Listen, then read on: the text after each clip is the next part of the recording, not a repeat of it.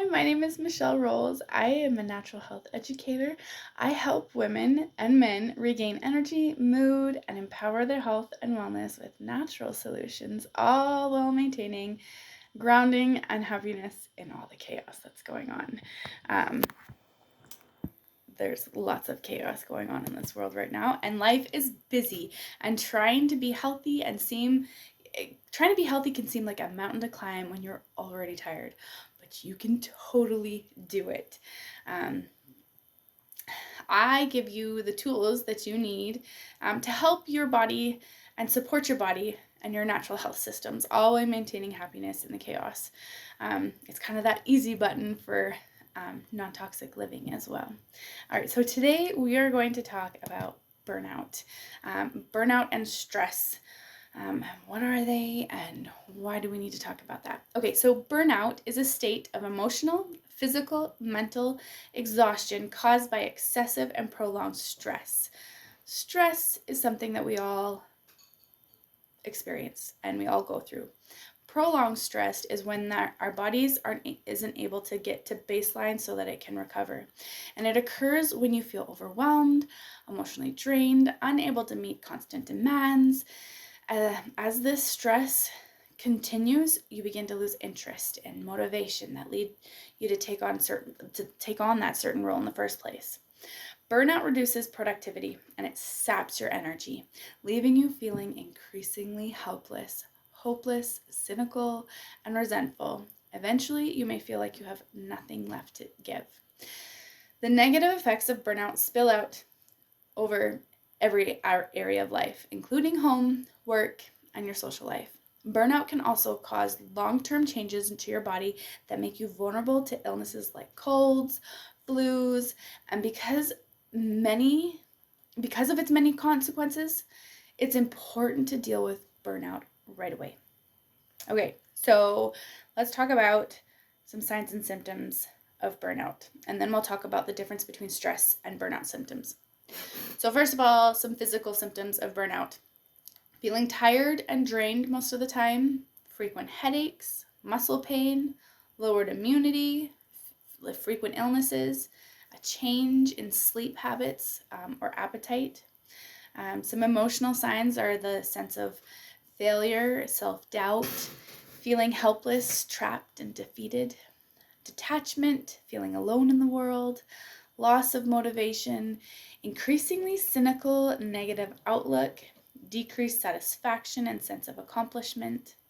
Some behavioral signs and symptoms would be withdrawing from responsibilities, isolating yourself from others, using drugs or alcohol to cope, taking out your frustrations on others, skipping work, coming in late or leaving early, procrastinating, taking longer to get things done. Okay, so there are differences between stress and burnout. Remember, though, that prolonged stress can lead to burnout. So stress and burnout. Stress characterized by overengagement, burnout characterized by disengagement. Stress, emotions are overactive. Burnout, emotions are blunted. Stress produces urgency, hyperactivity, and burnout produces helplessness and hopelessness. Stress is loss of energy. Burnout, loss of motivation, ideals, loss of hope. Stress leads to anxiety disorders. Burnout leads to detachment and depression. Stress, primary damage is physical, and burnout, primary damage is emotional. Stress may kill you prematurely, and burnout may make life seem not worth living. Okay, so some causes of these things. Causes of burnout. There is, anyone can feel, so burnout can often stems from a job, like first responders and nurses, especially in times like right now, and doctors. But anyone who feels overworked, undervalued, is at risk for burnout. Anyone that is overworked and undervalued is at risk for burnout. From hardworking office worker who hasn't had a vacation in years to the frazzled stay-at-home mom tending to kids, housework, and an aging parent. But burnout is not caused solely by stressful work or too much responsibility. Other factors contribute to burnout, including your lifestyle, your personality traits. In fact, what you do in your downtime and how you look at the world can play just as big a role and cause overwhelming stress as work or home demands. So, work-related causes of burnout: feeling like you have little or no control over work, lack of recognition or reward for good work, unclear or overly demanding job expectations, doing work that's monotonous or unchallenging, working in a chaotic or high-pressure environment. Some lifestyle causes of burnout is working too much, not enough time for socialization or relaxing, lack of close supportive relationships, taking on too many responsibilities without enough help from others, not getting enough sleep. Okay, and then some personality traits that can also contribute to burnout is that perfectionist tendencies, like nothing is ever good enough, the pessimistic view around yourself and around the world around you, the need to be in control and the reluctance to let go and delegate to others, that high achieving, like type A personality type, that perfectionist type. Okay, so we know that a lot of us are heading down the road of burnout with this prolonged stress. So how do we deal with it? There are a few things that we need to do. We need to recognize it, reverse it, and build resilience. So we need to recognize, watch for the signs of burnout. We just know them. And when you see them popping up more and more in your life, let's do something about them. Reverse it.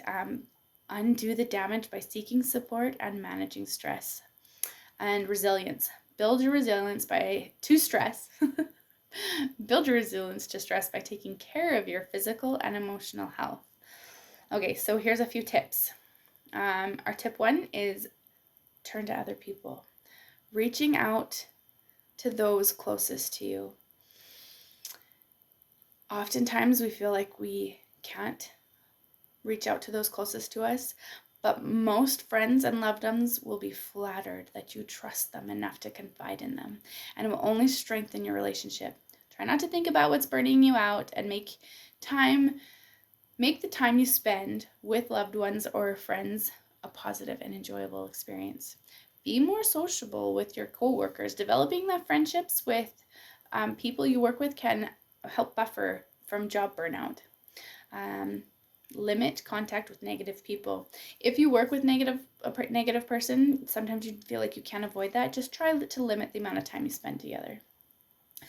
Connect with a cause or community group that's personally meaningful to you. So join a social group or religious group, a support group that can give you a place to talk with like-minded people about how to deal with daily stress and make new friends. Another tip, find new friends. This can seem overwhelming at times, but as you build new friendships and expand your social network, you won't feel so alone. Tip number 2 is reframe the way you look at work.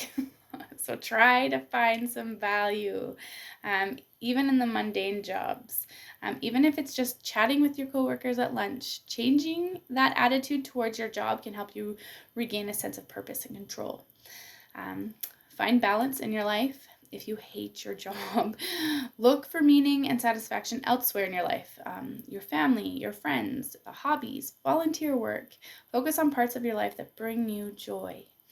Make a friend at work. Having strong ties in the workplace can help reduce the monotony and counter the effects of burnout.